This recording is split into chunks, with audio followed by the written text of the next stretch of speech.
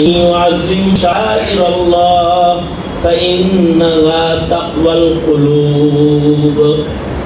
যদি শায়রুল্লাহ তাযীম দিলের ভেতরে না আসে তাইলে সে মুত্তাকি হইতে পারবে না। শায়রুল্লাহ তাযীম গুলা এইটাও তাকওয়া, ফাইন্নাহা তাকওয়াল কুলুব। এই তাযীম গুলা হৃদয়ে প্রবেশ করা মানে হলো তাকওয়াল্লাহ হৃদয়ে প্রবেশ করা। সুবহানাল্লাহ। শায়রুল্লাহ কি? হুজ্জাতুল্লাহিল বালিগা। আর অন্যান্য কিতাবে মুহাদ্দিসে দেহলভী বলেন শায়রুল্লাহ কুতুবুল্লাহ, রাসূলুল্লাহ, কাবাতুল্লাহ, সালাওয়াতুল্লাহ। কুতুবুল্লাহ আল্লাহ পাক যে সকল কিতাবগুলো জমিনে পাঠাইছেন, আল্লাহ পাকের মনোনীত বিধান, আল্লাহ পাকের পক্ষ থেকে পৃথিবীতে মানব জাতিকে দেওয়া ইলম, কিতাব, এইটা সম্পর্কে যদি মুমিনের পরিচয় না থাকে তাহলে ওর কাছে সাধারণ উপন্যাসের বই আর আসমানি কিতাব সমান সমান হয়ে যাবে। সাধারণ বইয়ের দাম তার কাছে যেমন হবে, কোরআনে কারীম, কায়দা, আম্বারা অথবা কোরআন শরীফের মূল্য তার কাছে তাই হয়ে যাবে। কারণ কুতুবুল্লাহ সম্পর্কে, কিতাবুল্লাহ সম্পর্কে ইলম তার কাছে বিদ্যমান নাই।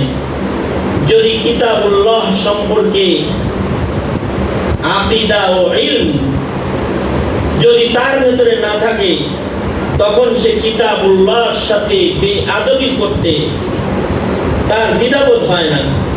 এই কারণেই মুসলিম দেশের মুসলমান নাস্তিক, মুসলিম দেশে জন্মগ্রহণ করেও সে নাস্তিকতার পথকে গ্রহণ করে। কেউ কেউ কোরআনে কারীমের উপরে পেশাব করে ভিডিও করে তারপরে অনলাইনে ছেড়ে দিছে। নাউজুবিল্লাহ। তার মানে কোরআন শরীফের যে তাযীম করতে হবে, কোরআনে কারীমের উপরে আল্লাহ তাআলা হেফাজত করুক, জুতা দিয়া কোরআন শরীফ পাড়া দিয়ে ধরছে। কখন কোরআনকে এই বেজ্জতি সে করল? যখন কোরআন এই কিতাব সম্পর্কে তাকে, এই ইসলামের এই শিআর সম্পর্কে তাকে কোনো ধারণাই দেওয়া হয় নাই। প্রজন্মের মুসলিম হিসেবে তার মা বাপ দেয় নাই, তার সমাজের কর্তারা দেয় নাই, এমনকি সমাজের প্রাইমারি হাই স্কুলের শিক্ষকরা পর্যন্ত কিতাবুল্লাহ অথবা কোরআন মজিদ কি জিনিস এইটা তাকে বোঝানোই হয়নি, এটা বোঝানো হয়নি। অথচ আল্লাহ তাআলা নিজেই কোরআন কি জিনিস এটা আগে বুঝাইছেন। কোরআনের পয়লা কিতাব খোলার সাথে সাথে কোরআনের পরিচয় আল্লাহ পাক বান্দার কাছে তুলে ধরছেন। আলিফ লাম মিম যালিকাল কিতাবু লা রাইবা ফীহি হুদাল লিল মুত্তাকিন। প্রথম কথাই বলতেছে যে পৃথিবীর মাটিতে তোমাদের সামনে বহু গ্রন্থ আছে, কিন্তু সব গ্রন্থে বইয়ের প্রথম পৃষ্ঠায় লেখা থাকে যে এই বইতে কোনো ভুল থাকলে ধরাইয়েন, আগামীর সংস্করণে এর সংশোধনী আনা হবে। কিন্তু তোমাদের সামনে আল্লাহর কিতাব কুতুবুল্লাহ থেকে কালামুল্লাহ, কিতাবুল্লাহ, কোরআনে কারীম এমন এক কিতাব যেই কিতাব শুরু করার আগেই জানিয়ে দেওয়া হচ্ছে এটি এমন একটি গ্রন্থ যার ভেতরে কোনো সন্দেহ নাই, যার ভেতরে কোনো ভুল নাই। আল্লাহু আকবার। একেবারে পয়লা কথাই হলো এটা। তারপরে এই কোরআনে কারীমের ভেতরে কি আছে? এই কোরআনের ভেতরে ঔষধ আছে, কোরআনের ভেতরে ব্যক্তি জীবনের চিকিৎসা আছে, কোরআনের ভেতরে সামাজিক জীবনের চিকিৎসা আছে, কোরআনে কারীমের ভেতরে রাষ্ট্র জীবনের অধঃপতন থেকে বেরিয়ে আসার মহৌষধ এর ভেতরে বিদ্যমান আছে। আল্লাহ তাআলা তার কিতাব সম্পর্কে নিজেই বলে দিতেছে, সাবধান, এর ভেতরে কিন্তু তোমাদের জন্য সব ধরনের চিকিৎসা আমি রেখে দিয়েছি। অনুনাজ্জিলু মিনাল কুরআনি মা হুয়া শিফা وننزل من القرآن ما هو شفاء ورحمة লিল মুমিনিন ওয়া নুনাজ্জিলু মিনাল কুরআনি মা হুয়া শিফাউন ওয়া রাহমাতুল লিল মুমিনিন ওয়া লা ইয়াজিদুল যালিমিনা ইল্লা খাসারা। এর ভিতরে সব ঔষধ আমি নাযিল করেছি, এর ভিতরে তোমাদের জন্য সকল সমস্যার সমাধান আছে, সকল অধঃপতন থেকে মুক্তির মহৌষধ এর ভেতরে আছে। জিসমানি, রূহানি, সামাজিক, রাষ্ট্রীয় যত সমস্যা আছে সব কিছুর ঔষধ এর ভেতরে দিছি। এইটা তোমাদেরকে খালি উপকারী করবে, শান্তি দিবে। এইটা ক্ষতি করবে হলো যত কুফরি শক্তি আছে তাদের ক্ষতি করবে। কাফিরদের জন্য এর ভেতরে ভীতি আছে, ক্ষতি আছে, আর তোমাদের জন্য এর ভেতরে রহমত আছে, বরকত আছে, তোমাদের ভেতরে মুক্তি রাজপথ কোরআনে কারীমের ভেতরে দেখানো আছে। সুবহানাল্লাহ। যদি এইটা কেউ জানতো, বাচ্চা যদি এটা জানতো, তাহলে তার কাছে কোরআনে কারীম কিতাবুল্লাহ আজমত তার কাছে আলাদা হইতো। এই কিতাব পড়লেও সওয়াব আছে, এই কিতাব দেখলেও সওয়াব আছে, অক্ষরে অক্ষরে নেকি আমলনামায় জমা হতে থাকবে। এই কিতাব শুনলেও ঈমান বাড়বে। আল্লাহু আকবার। এটা যদি খালি শুনে তাতেও বান্দার ঈমান বাড়তে থাকবে। এই বিষয়ে কত কথা আল্লাহ তাআলা কোরআনে কারীম বিষয়ক আলোচনা কোরআনে কারীমের ভেতরে ভরে দিয়ে রাখছেন, কিন্তু আমাদের প্রজন্মের কাছে কিতাবুল্লাহ তাযীম তাকরীম এর সম্মান আমরা তুলে ধরি নাই। বিধায়ী মুসলিম ঘরে জন্মগ্রহণ করে কিতাবুল্লাহর সাথে বেআদবির আচরণ করে সে নাস্তিক মুরতাদ হয়ে যেতে দ্বিধাবোধ করতেছে না। এটার কারণ কি? কারণ আমরা তাকে এই শিয়ার সম্পর্কে বলি নাই, শিখাই নাই, তাদেরকে শিক্ষা এটা আমরা দিতে ব্যর্থ হয়েছি। সুতরাং কিতাবুল্লাহ শিখাইতে হবে। কিতাবুল্লাহ যত ফেরাতে বাতিলা আছে, বাতিল ফেরকা আছে, এদের সবচেয়ে বড় দোষ হলো কিতাবুল্লাহর সাথে তাদের সম্পর্ক নেই। হাকিম মুহাম্মদ থানভী রাহমাতুল্লাহ আলাইহি বলেন, যারা শুধু কিতাবুল্লাহ বিশুদ্ধ করে পড়তে পারে যে সন্তানগুলা, এই সন্তানগুলাকে আল্লাহ তাআলা কখনো হক থেকে বিচ্ছিন্ন করবে না। খালি বিশুদ্ধ করে যদি কোরআন শরীফ পড়তে পারে, বিশুদ্ধ কোরআন শরীফের তিলাওয়াত, বিশুদ্ধ করে বাংলা পড়া শিখালাম, বিশুদ্ধ করে ইংলিশ পড়া শিখালাম, বলা শিখালাম, কিন্তু বিশুদ্ধ করে কোরআন পড়া শিখাইনি। কোরআন কি বাংলা উচ্চারণ করে পড়ার মতো কোনো বই?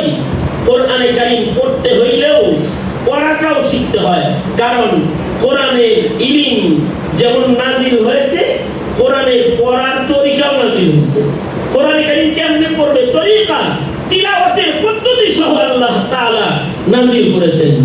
7 কিরাতে কোরআনে কারীম আল্লাহ তাআলা নাজিল করেছেন এবং বন্ধুর কাছে নিজে তিলাওয়াত করে হযরত জিবরাইলকে দিয়ে তিলাওয়াত হুবহু শিখায়া উম্মতের কাছে তিলাওয়াতকে পেশ করেছেন।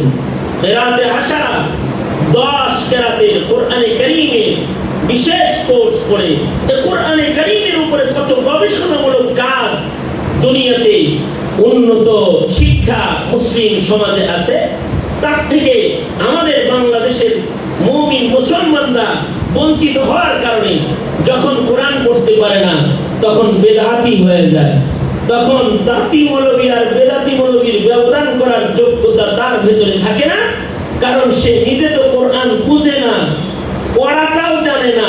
সে কি ভুল পড়তেছে, টান গুন্না সহ পড়তেছে নাকি টান গুন্না ছাড়া তাজবিদ ছাড়া পড়তেছে, এই বুঝতে তার ভেতরে নেই। যদি শুধুই মাত্র কোরআনকে শুদ্ধ করে পড়াও, সন্তানদেরকে কেউ শিখায়, তাইলে সেই হক্কানি আলেম আর নামধারী আলেম চিনার যোগ্যতা তার ভেতরে চলে আসবে।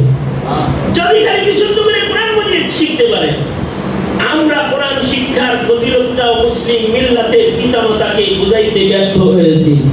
এ কারণে সকালবেলার আশা রাকে ছাত্র ছাত্রী মুসলমানের ঘরের সন্তান পাওয়া গেলেও সবাহি মক্তবে মুসলিম আওলাদ মুসলিম সন্তান তালাশ করে এখন পাওয়া যায় না। এখন উস্তাদ শিক্ষক একা একা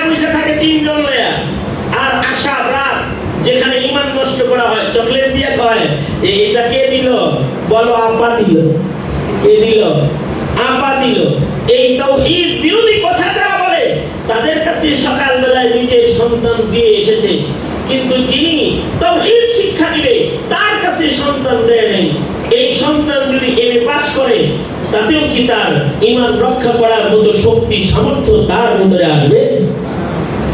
সুতরাং শাআইরুল্লাহর পরিচয় তুলে ধরা, রাসূলুল্লাহ, আল্লাহ পাকের রাসূল যারা আসছেন, মনোনীত নবী যারা আসছেন, রাসূলুল্লাহ, রাসূল যারা, তাদের পরিচয় তুলে ধরা। আমরা আমাদের নবীর পরিচয় তো সন্তানদের কাছে তুলে ধরতেছি না, যে কারণে আমাদের নবী এবং নবীর শান মাকাম এটা আমাদের সন্তানরা জানতেছে না, বুঝতেছে না। বিধায় নবীজির কর্মকাণ্ড নিয়ে সমালোচনা করে সে তার ঈমান নষ্ট করে আসাদদের দলে চলে যাচ্ছে। মুসলিম ঘরের সন্তান নবী নিয়ে সমালোচনা, নবীর জীবন নিয়ে সমালোচনা করবেই তো, যখন না জানবে তখন তো সমালোচনা করবেই। আমরা তো আমাদের নবীজির সত্যিকারের শান আমাদের সন্তানকে শিখাইতে আমরা ব্যর্থ হয়েছি। এ কারণে আমাদের সন্তানদের ভিতরে রাসূল যারা, নবী যারা, তাদের বিশ্বাস, তাদের শান ও মাকাম আমাদের সন্তানদের কাছে এখন নাই। যে কারণে নাস্তিকদের কথা তাদেরকে আক্রমণ করে নাই। নেতাকে কিছু বললে আক্রমণ করে, কারণ নেতারে চিনি। নবীর ইজ্জত নিয়ে কাদিয়ানি নাস্তিকরা খেলাধুলা করে, তখন তার দেহে কষ্ট লাগে না, দিলে কষ্ট লাগে না, কারণ সে নেতা চিনে, নবী চিনে না। সে নবী চিনে না, নবীর তাজিম সে জানে না। এ কারণে তার নবীর খাতমে নবুয়ত নিয়ে নাড়ানাড়ি করা হইলেও সে তখন এটাকে কিছু মনে করে না।